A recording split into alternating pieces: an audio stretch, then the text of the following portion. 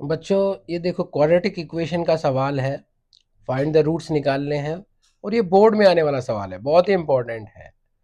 सो पहला जो मेथड हम इसमें यूज करेंगे रूट्स निकालने का वो करेंगे मिडिल टर्म स्प्लिट करके। So we can see that कि ए x square plus B x plus सी और सी की जगह पे यहाँ ए फोर माइनस बी फोर लिखा हुआ है, तो हमने ए फोर और बी फोर के फैक्टराइज कर दिए। वो क्या होंगे?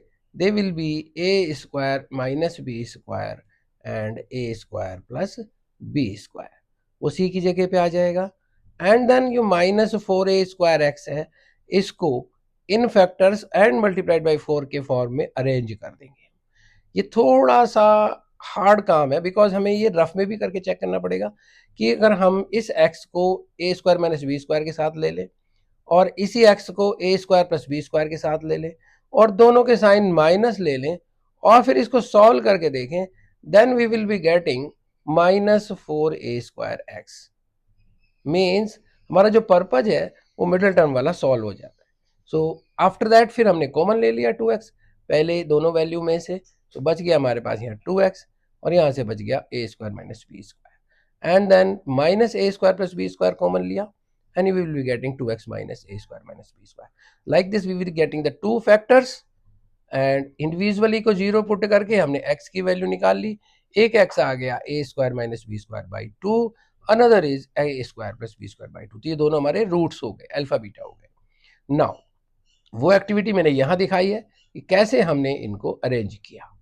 नाउ इसका अनदर वे है सॉल्व करने का, वो है कि हमारे पास ये 4x स्क्वायर है minus four a square x है और हमने ए स्क्वायर को स्क्वायर कर लिया, यानी कि ए फोर को ए स्क्वायर स्क्वायर लिख लिया और बी फोर को बी स्क्वायर होल स्क्वायर लिख लिया।